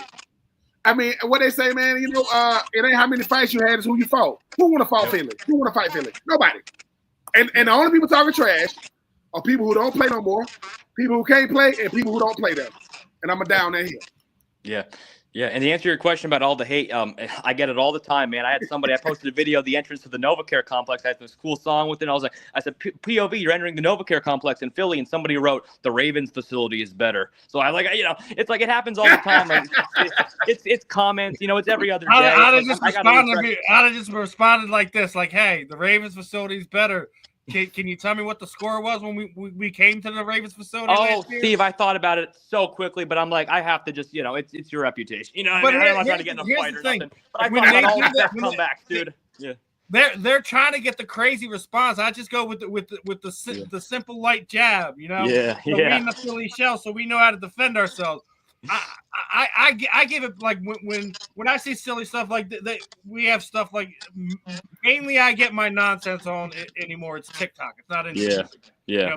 People on TikTok be always talking some crazy nonsense. Yeah. I always give them back their stuff and 9 times out of 10, I probably could just ignore it. But at the same time, it's like, listen, if you want to come on here, you don't follow me, you don't come to my stuff, you just came across it, for the For You page or however you come across my content. If you're going to sit there and give me a comment, I'm going to be nice enough and respond to you and give you my take on what you have to say about my content, one way or another. So I had someone sitting there the other day was sitting there making fun of Ben. He's like, stutter much? I'm like, what? You mad because I have an NFL player who's a co-host of mine? He's so excited on what we're talking about. He's stumbling over his words. What happened? Listen. Burn. Listen, just keep what? Are you Stop it with this nonsense. You know what's crazy though? Listen, because I'm fucking pumped about what we're talking about. But you know what? Though, you know what, Stephen? Though, don't let it get to you. We always pump. Go ahead, Ben. No, because I know I got to get out of I got to get these kids over to camp. I know that's why I said go ahead. Justin, this is the best way to come. This is the best comeback ever. Just tell them you ain't mad at me because it's me. You mad at me because it ain't you. It ain't me. You just mad because it ain't you. But guess what? If you're gonna be mad, stay mad. But make sure you keep listening. Because it's like Eminem. What made Eminem famous was not the people that liked him. It's the people that can't stand him. They'll buy 100 albums and burn them. Well, burn them. You done bought them. Yeah. Fuel gives you motivation, my man. My friend, take care of them kiddos and nice talking to you, Ben. You too, Justin, man. Great meeting you. Yeah, great meeting you, my man. All right, we're gonna have you back on. We're gonna definitely have you back on, no doubt. Appreciate it. Blessings, man. Take care. All right, so Ben's out of here. And for people who don't know, because we're starting this week, Ben has his own book, Uncommon Unfinished. Guys, if you haven't checked it out, him and BJ Bennett came together. They put a book together. It's a great read.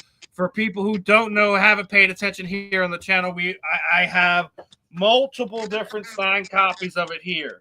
We are going to do a big giveaway when the channel hits 2K subscribers. We're going to do another one when we hit 1 million listeners. We're about halfway to both of them right now. So we got some fun stuff going on. I'm also gonna have to do ones for some of our commenters. I have a couple guys on some of the other programs who are literally fighting over the potential of winning that. So we got some signed cards there.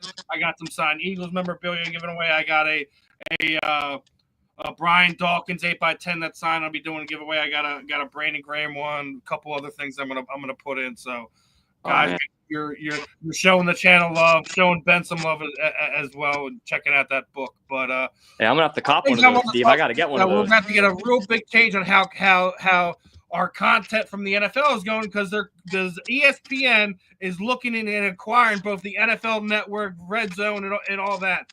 Are you for that, or do you think ESPN's usefulness as covering football as a whole is over? Because we already seen the baseball contract is ending. We already seen they had a bad relationship with the UFC to the point where the UFC has shot around their fights to other apps and things. Yeah. Things of that nature. Yeah. Is it good for the NFL to stay in bed with ESPN right now? I don't know. I like the way it sounds so old school, Steve. It really does. But I hate that ESPN's kind of taking over everything. They seem to be just every single network is getting swallowed up by them right now. But I really think I like. I like the Red Zone on NFL Network, the way it was. I loved it when it was commercial free, and now it's not anymore. That was another thing that pissed me off, but that's another story for another day. And I don't know. I mean, if the quality is better and the viewing is better, then okay. But I doubt that. I really like the way that they have it ran right now. Yeah, I'm not for ESPN doing, because basically ESPN, Disney, and all that is all kind of under one umbrella. The fact that it wasn't just that ESPN and the UFC couldn't come together. Dana White could not stand their production. He said it was probably the worst production team he had ever been with. You got to remember, UFC's been on Spike TV. They've been on Fox Sports. They've been on all these big name things. And for Dana White to sit there and say that ESPN is the worst production team, I would not want them doing any more NFL games outside of what they're already doing. Hey, well, this is completely separate, but I'm a Star Wars fan, and I think Disney ruined Star Wars, so I don't want them touching some football. I just think it's the fact that Lucas isn't really as involved in some of the stuff. Yeah. I don't have a problem with some of it. Like, some of the stuff I can do without of there. Some of these programs, like I don't mind the Andor series. That's pretty cool, because we're kind of going back and seeing what happened before before episode 1. Yeah. Or episode 4 rather. Let me correct. Yeah. That one. So yeah. I agree with you. There's parts of Disney that I don't want it, and I don't think I want it with my football. I hope and pray this deal falls through and ESPN does not get their hands on the NFL Network and Red Zone, because there's things that we love about I'm like, there's things I don't like. I don't like how we have to go to Peacock, and like, you literally have to have 5 different streaming platforms to watch football these days. It's a business at the end of the day, but some of the stuff you don't really need to do it. So. Yeah, and I heard that they're going to have games possibly on like Netflix or something. If they already, you hear about that? There are already games on Netflix. I don't know if you remember, but like last year's Christmas. Oh, there was one. Yeah, on Netflix. That's right. Yeah. And well, that's the point, though. Is that there's all you have to subscribe to watch football any more places. Remember, here's another one for you. After this past weekend's boxing events, there's no more free boxing on terrestrial TV. It's not on ESPN. It's not on ABC. It's not on HBO, Showtime, anything like that. So what's going to happen moving forward is they're another one that's going to be app-driven only. Yeah. And it's a weird time. If they're doing that, I just hope that they completely do away with pay-per-view model for combat sports, and we see something where it's just one app we're going to, or just this app we're going to. Yeah. Imagine telling somebody this 10 years ago. These apps that they already have out there. We'll see how that one all shakes out, but it's a fun time, because you can be almost anywhere and watch sports now in some way, shape, or form, but it's also pulling out our hair on how many different avenues you're going to have to get it. If you have to do it, it should probably just be on one app. I would love for NFL just have it so if there's an NFL game, you pay for an NFL subscription. Yeah. That's it. It doesn't matter if you're an Eagles fan, a Cowboys fan, a Cardinals fan, a 40. Yeah. It shouldn't matter. You should be able to see your game. I don't want to hear out of network nonsense anymore. I don't want to hear or see any of that. Yeah. Well, it's all this now, man. It's all the money. It absolutely is.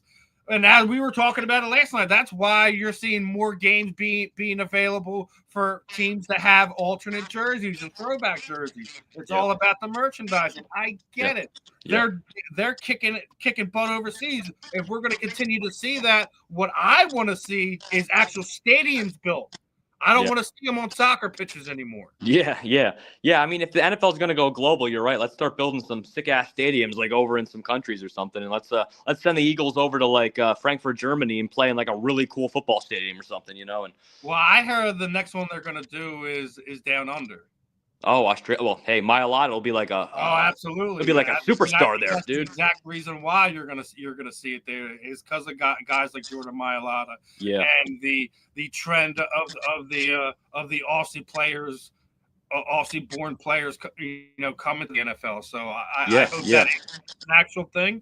And one of the things I see is that if you do that, it should be a road game for both teams. Stop taking home games away from paying fans. Yeah, if you're gonna play in Australia, that's like a bitch of a plane ride. That's almost 24 hours, I think, or something like that. So you got to have an extra bye week, or you got to schedule that where you're gonna get some relief. Yeah, that's crazy. Hopefully, we'll see some changes with the NFL with that. Obviously, there's a lot of stuff been going on. Me and Ben were anyone who's been paying attention to what's been going on with more collusion with the NFL with them.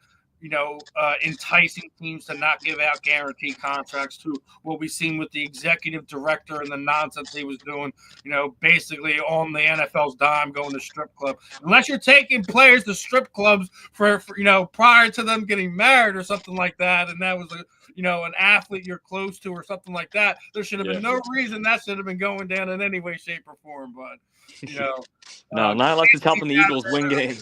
I agree with something that Vinny said. I think Troy Vincent is eventually going to take over for Roger Goodell. It couldn't happen to a nicer guy, but they absolutely have to get the NFLPA executive director and/or president to be for the players, not to be another mouthpiece for the Shield. I can't do that. The players deal with enough nonsense. I think more contracts should absolutely be guaranteed because they can be cut at any point in time, and then it's just their guarantees are out the window. If it's a guarantee X, Y, or Z, it should be guaranteed. It shouldn't be, oh well, we're just going to cut you to save the money or take the cap hit for that. I don't think that part of it. But well, that's a great prediction from Vinny though to say that Vince is going to end up taking over for the commissioner, because listen, I can't go my whole life with Roger Goodell as the commissioner of the NFL. There's got to be change at some point in my life. It feels like my whole lifetime. I mean, I'm 31. He's been the commissioner most of my life, so it's just is what it is. Wasn't really a fan when Tagliabue sat down and that they made Goodell in there. Haven't really been a fan of how he handles certain situations. So I'm with you there. I don't think he should be.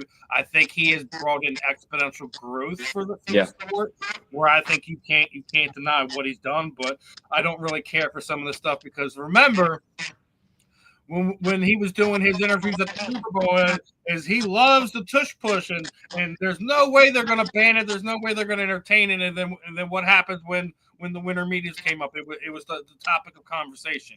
Yeah, I don't like the two-faced nonsense that goes on. Obviously, he was a part of the CTE cover-up as well. We can't let that go. Player safety absolutely has to be first, and we have to continue along them lines. And speaking of the players, we had a lot of players retire this offseason. Obviously, Graham being one of it. We just seen former Eagle Jordan Hicks join the list, as well as our bodyguard, Mr. JP, Justin Peters.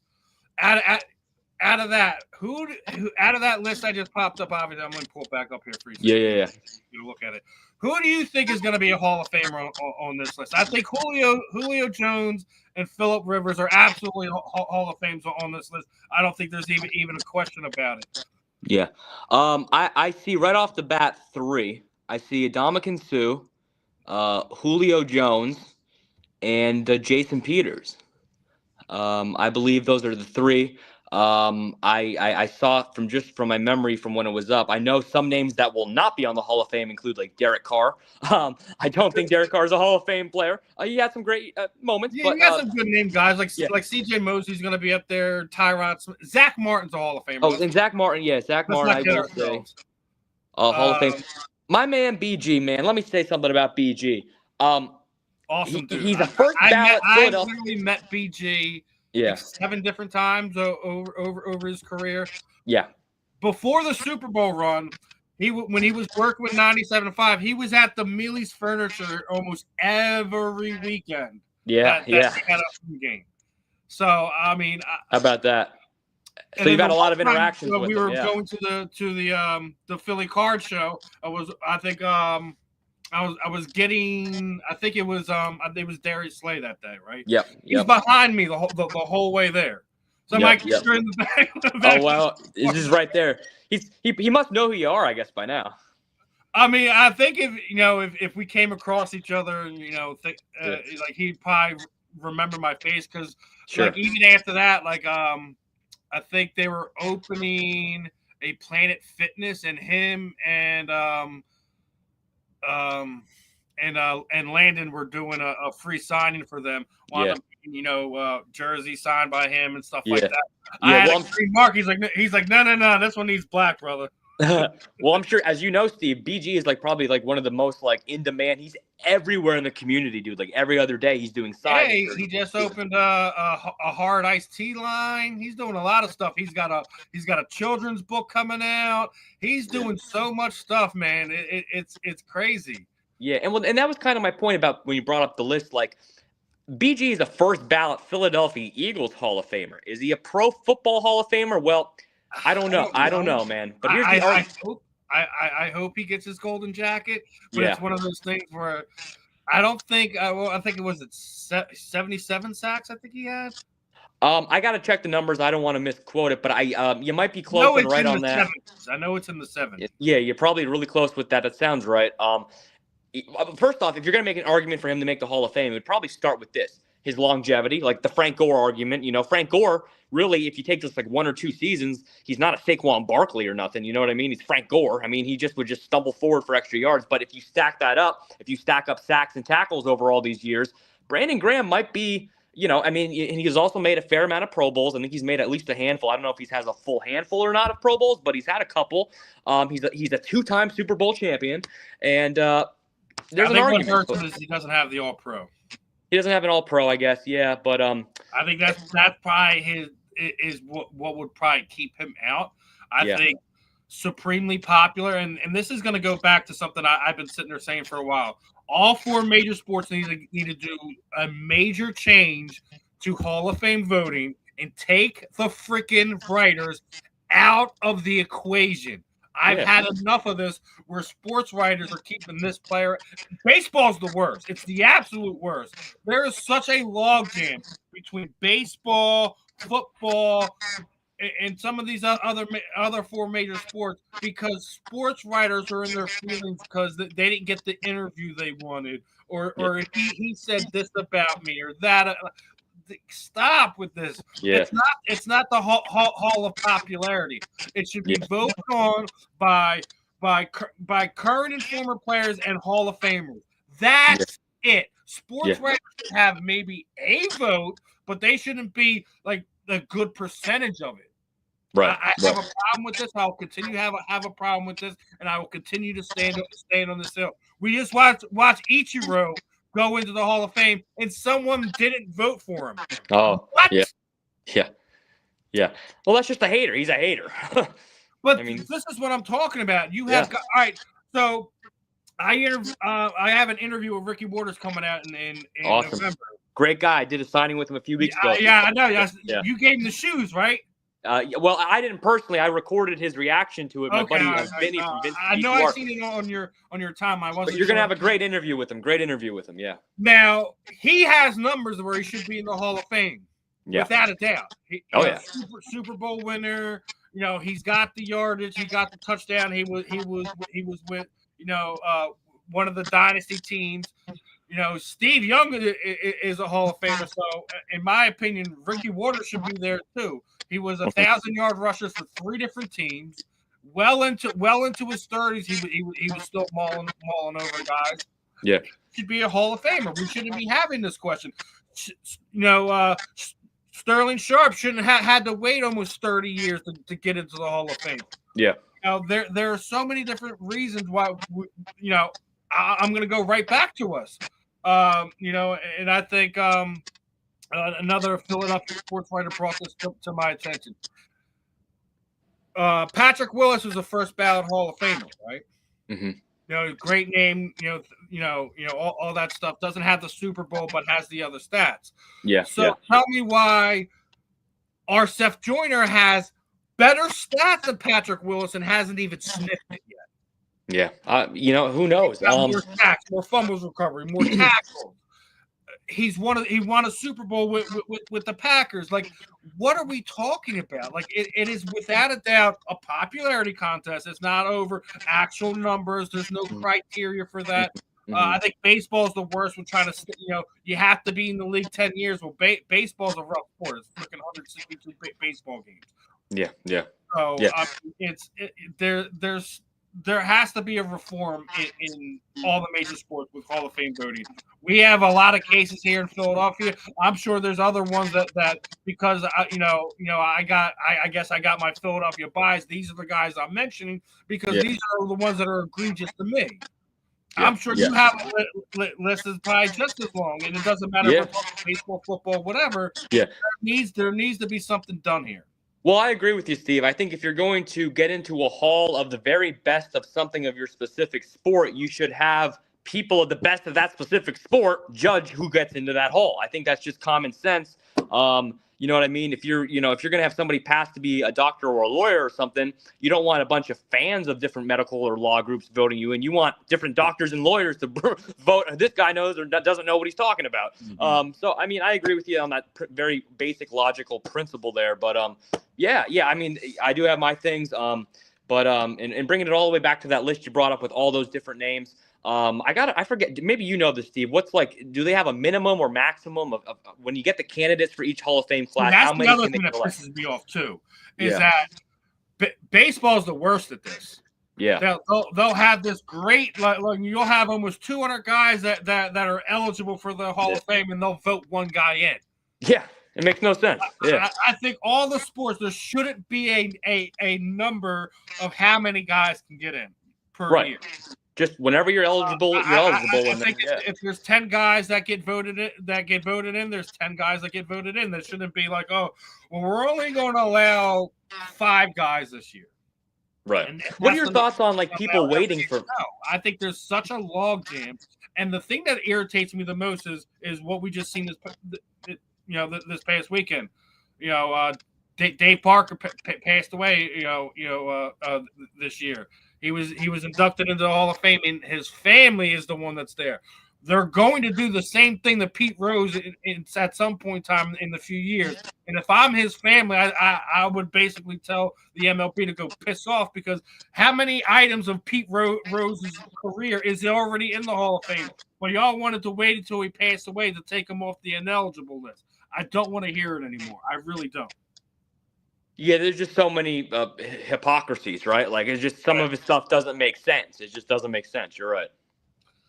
It doesn't make sense, and it's unfortunate. But we're talking about Eagles now.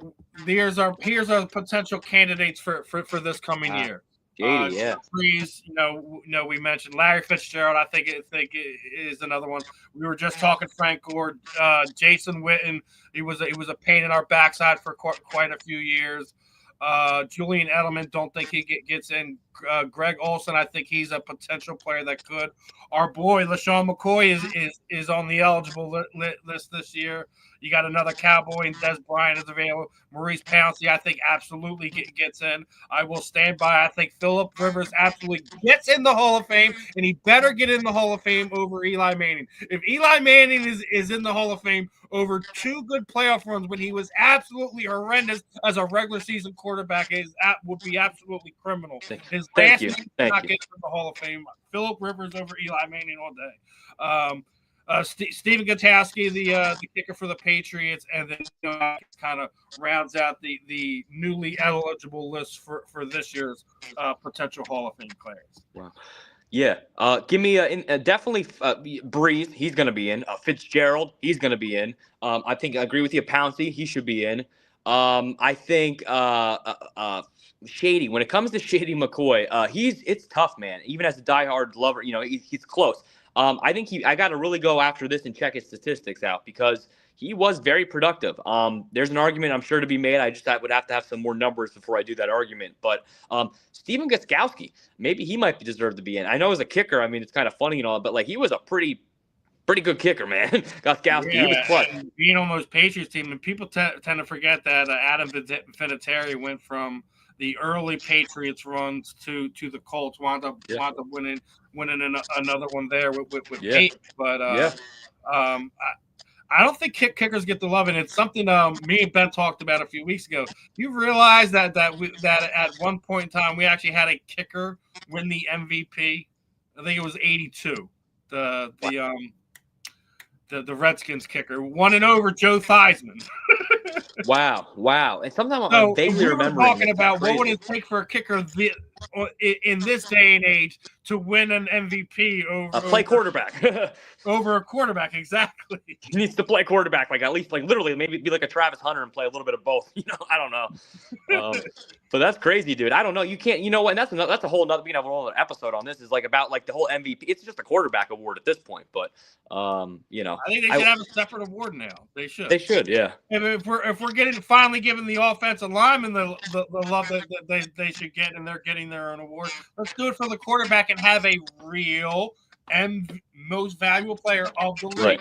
Most valuable quarterback. Right. Most valuable player. Right. You can make an argument 2019, 2020, 2021. Lane Johnson might have been the MVP of the league. You know what I mean? I think he runs away with that lineman award this year. I do. Oh, yeah, the protector of the year. That's a cool thing they added, yeah. What's it? He had two years where he didn't allow a single sack. Stop playing. Well, that's why I was laughing. I don't know if you've seen it online that this Detroit Lions content creator was basically trying to put Penei Sewell as the best. I did see this. Yes. I'm like, listen. Penei's a great guy. I had another Eagles content creator on for this, but he broke the numbers down in such a way. You realize Lane Johnson is put on an island 65% of the time that he has snaps on the field. Penei Sewell didn't crack 30% of being on an island and gave up more than 10 sacks. Wow. So it's one of these things listen, y'all need to stop this Lane hate. And one of the things I love about Lane is he personally takes himself out of any Hall of Fame consideration, considering what happened earlier in his career with the steroid stuff. Yeah. And, as one of the things I think us as Philadelphia fans, you gotta love a guy that holds himself accountable for the mistakes he's made. Yeah. In my opinion, I don't think it does not exclude him from it. When you talking to me about performance enhancing drugs, it's not enhancing anyone's performance. What it's really enhancing is enhancing the human's body ability to recover and get back out there and do it again. His skill is already there. It was always there. I think the rest and recovery thing is what a lot of athletes use steroids for, and that's why it was so prevalent in baseball because of the marathon that baseball players have to do, out there basically, 5 days a week out of 7 days. It's rough on the body.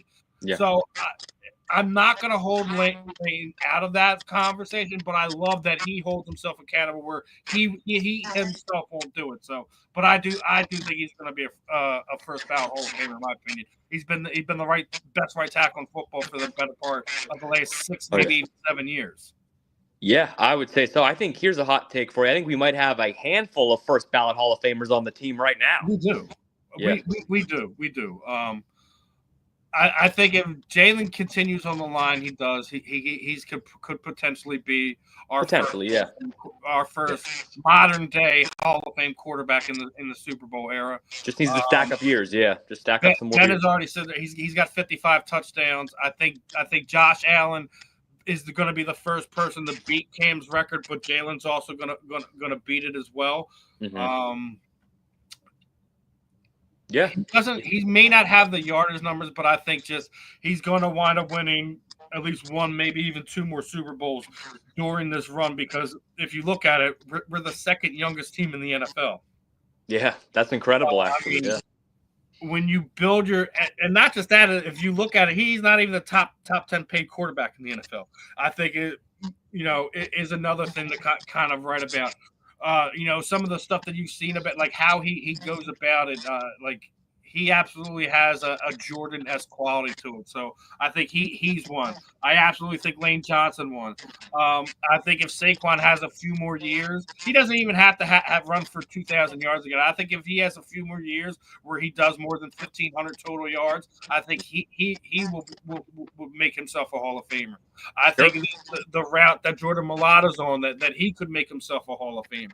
I do think that Landon Dickerson is the best left guard in football, and he's another fiery guy that is embedded into our qualities. And you can make it. I don't know about yardage and stuff like that, but A.J. Brown and Devontae Smith is the best duo in football, and they're going to continue to do things.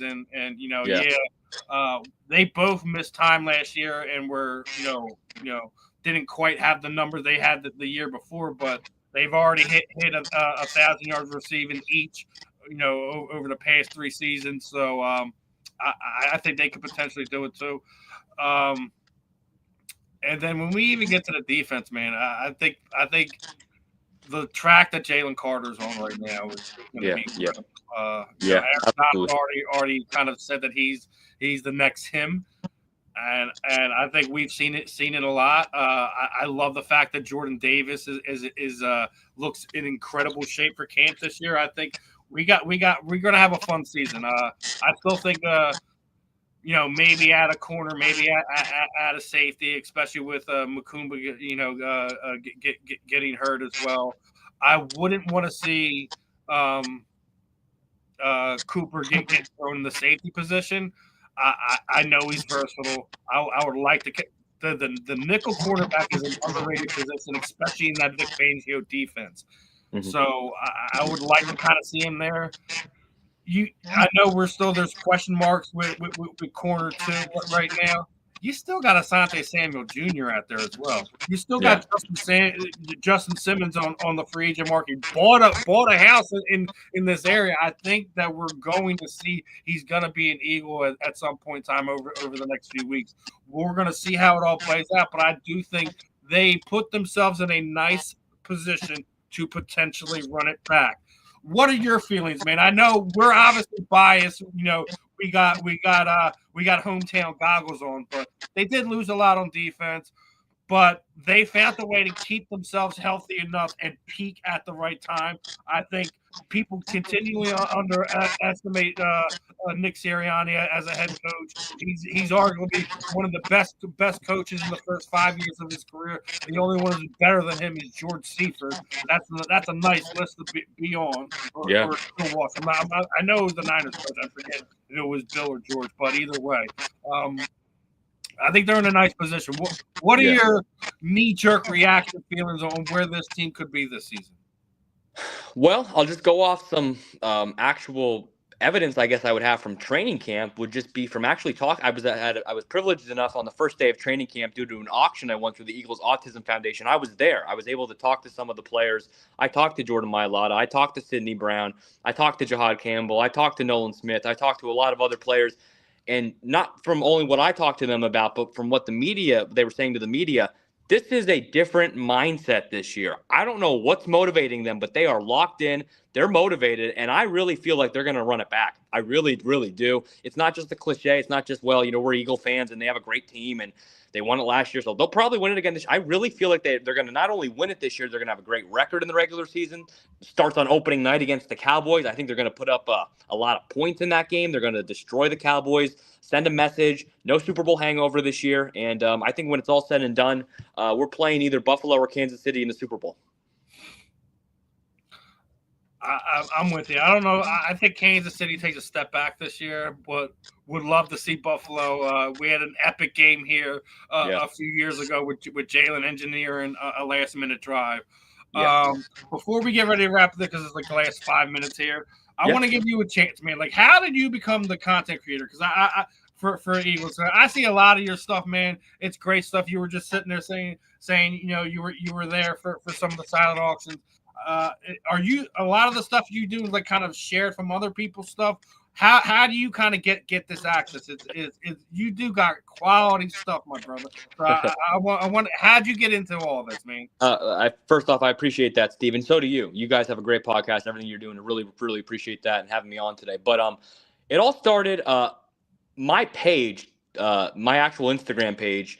I had about 20-something followers back in end of December, January this year, start of this year, okay? I used to sidetrack a little bit. I used to own and operate a Philly pretzel factory franchise business. It was a family business, and I was the owner and operator for 5 years up in the York, Pennsylvania area, okay? I ended up selling it back at the end of December, start of this year in January, sold the business to actually pursue my passion, Steve, which was being in sports and being with the Eagles and just making content. I know a lot of people have asked me, so you would sell a store to go do that? Well, not exactly. I'm a personal trainer as well. I do work jobs and do other things to stay busy. But it was a personal career choice that I made to sell the store and focus on doing this. So back to where I was at. I have this page, 20-something followers. I only had a couple posts, just like nothing, just a picture, maybe like 2 pictures of me with like a player or something, nothing. Go down to the Philly show in March, this past March, the Philly card show, which I think you're familiar with. And I met Big Dom, and I took a video with Big Dom DeSandro, and I just asked him a question, and it got a funny response. And we had from an Italian to an Italian. Nice to meet you, my man. And I posted this video. It went kind of viral overnight, got 4,000 likes, 250,000 views and stuff. And I went, whoa. What is this? I was getting followers, like up to 100 followers the next day. So I said, well, I have all these experiences. I'm a diehard Philly fan. I've been going to Eagles games my whole life. I've been going to, different experiences and whatnot. And I said, I'll just start posting it and whatnot. Also, I'm all over the place. I made a connection when I owned my pretzel shop with a gentleman who owns a sports memorabilia business. He was having athletes come in to do signings there. I would give him pretzels for his daughter's high school softball game and basketball games and stuff. We became really good friends, so much so he let me drive Big Play Darius Slay to the signing. He let me pick him up and stuff like that. So I'm back to where I'm at with the page. I started posting some of my game day experiences. I spend money, just to be honest. I'll bid on auctions and spend hard-earned money on some of these experiences. But then there were some experiences I've been blessed and fortunate enough to be invited to from connections I've made for free and stuff like that. So if you combine the connections I've been able to develop through the years, through the pretzel business and whatnot, the Philly pretzel franchise that allowed me to go to certain signings and events, and then also these auctions and experiences that I've spent money on to go to, I've realized that I've been creating content saved in my phone, and I started posting it. And over these last 5 months, every day, every month, every week, it's been gradually growing with my love for doing the content, but also my followers that have been following me. So that's kind of the short version of it. So, yeah. Hey, man, you've been killing it, man. Kind of a little envy over here, man. You're getting more traffic than I am, and listen, me and Ben have some fun. We do a lot of great stuff. Having a lot, we've had Irvin Fryer on, we've had Christy Jones on, we've had other professional athletes on from other teams and cities and stuff like that. So we Incredible. do have a lot of fun here on the Fan in the End and the South Florida Tribune Media Network. So we definitely want to extend the invitation. Listen, you always got open invitation to join not just me here, but we have another football program that we do Tuesday nights, man. You're definitely open to coming on. Last 30 seconds or so here. Your parting shot here, Justin Fiorillio, my friend. Yeah, well, thank you again, Steve, for having me. And likewise, I want to promote your page and promote what you and Ben are doing. You have some big names. I can't believe when I got into the backstage here a few minutes early, you had Vince Papale, my old buddy from that signing on. I mean, incredible. I hope he's doing well. It sounds like he's in great spirit. He looks very healthy and whatnot. So that was awesome. But I will tell you this.